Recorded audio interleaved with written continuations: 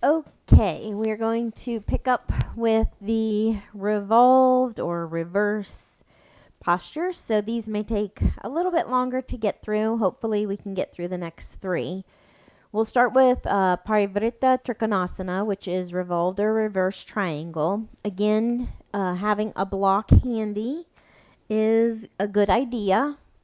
That way, if you need it, it's there. If not, you can just set it aside. So again, most of these we're going to start with wide-legged stance. You take a wide-legged stance, toes are parallel, and then we're going to start on the right side. Turn the right toes out and the arms will extend out just as if we were going to come into triangle.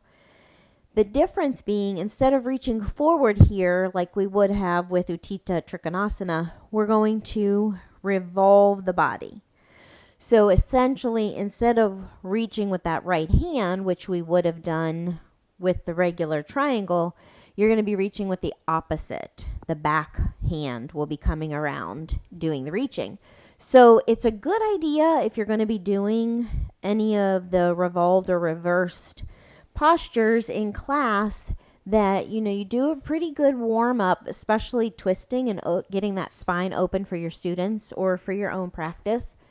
Because these, the more open we are in our hips and our spine, the more rotation we can get so that we don't feel like the body is getting in the way and that we can't get that hand where we want it to go. And that's the other part to understand too. It's not just spine mobility, it's also hip. So sometimes we don't recognize that if we're tight in our hips, that actually is going to prevent us from getting that twist or rotation that we really want. So it's good to do hip openers as well.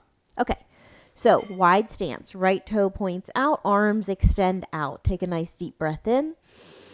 On the exhale, start to rotate the arms around so that this left arm is coming around. Now, if you want, you can reach forward here slightly, again, getting the upper body up and over and out of the way, so that then we can take this left hand down to the floor, shin, or block, and then continue that rotation. So you're reaching the chest around towards the back, and that right arm comes up. Staying here for several breaths. And to come out, you would exhale, look down at the toes, bend into the knee, and windmill the arms back around to Virabhadrasana 2. Straighten the leg, toes come forward, exhale, hands down. And you would do the opposite side. You can come in and out like the book shows, but this is the way generally that I go in and out of it and that I take my students. I feel it's a more gentle way of coming out of this posture versus coming straight up. It can strain that low back. So bending the knee to come up can kind of make it feel a little less tense through that low back area. But of course, practice it how you want. Just be mindful, of course, of how that feels. All right, so we are going to move on to Parivrtta Parshva Konasana. So this is revolved or reversed side angle. So remember that when we were doing the other side angle facing forward, it's that really deep lunge and we're reaching with that arm. Remembering that arm can come on the forearm. It doesn't have to come all the way down to the floor. So ribs don't have to go to thigh. Forearm can come to thigh to make it more accessible.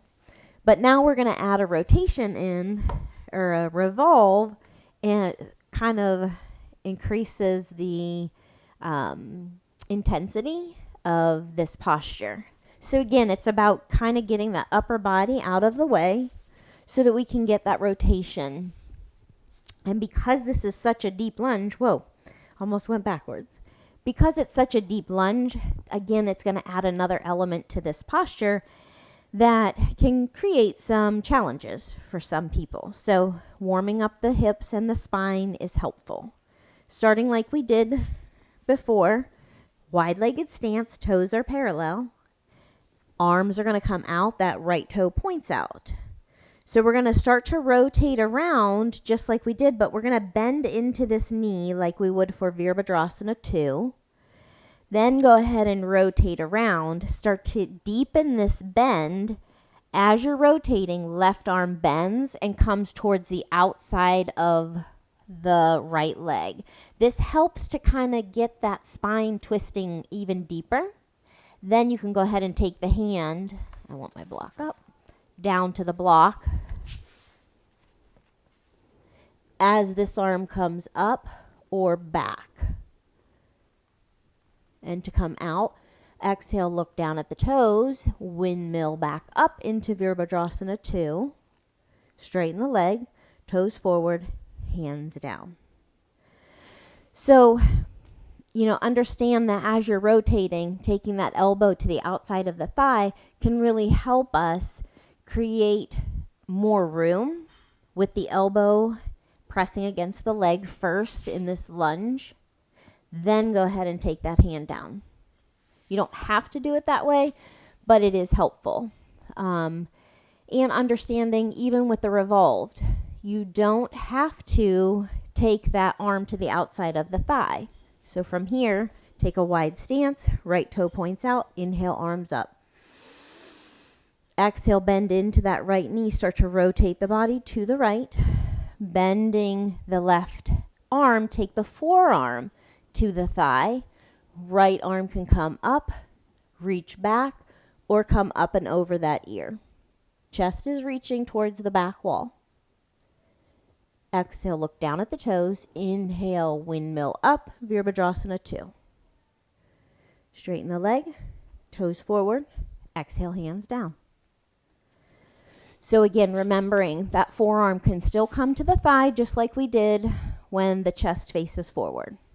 And of course, you would do the other side. All right, so we're going to do one more before we pause the video, which is Parivritta Ardha Chandrasana. So as if Ardha Chandrasana isn't challenging enough, we're going to revolve it or reverse it. Really, I think of this one, if you look at the posture, to me, I'm not really entirely sure why they call it a revolved Ardha Chandrasana. It's more to me of a modified or revolved Warrior 3, but I didn't create the posture, so we're going to call it Parivritta Ardha Chandrasana like they do. So, same thing here. We're going to start with that wide stance. Inhale, arms up. Point that right toe out. We're going to start to rotate to the right, just like we did with the previous posture, and bend into this right knee. But from here, because we're going to be facing the chest down this time at first, then we'll continue rotating, you need to come to the ball of this back foot. So as you're rotating to the right, bending into the right knee, rotate to the ball of the left foot. A lot going on in this posture. Then you're going to take the body down towards the floor, towards the blocks. Get stable as you press off that back leg, bringing the weight into this grounding leg. So first, you want your students to really feel grounded here before they continue the rotation. Then they can continue rotating the chest towards that back wall, this right arm coming up. Or hand can stay at the hip. Exhale, look down, dropping that left foot. Inhale, windmill up, Warrior 2. Straighten the leg, toes forward.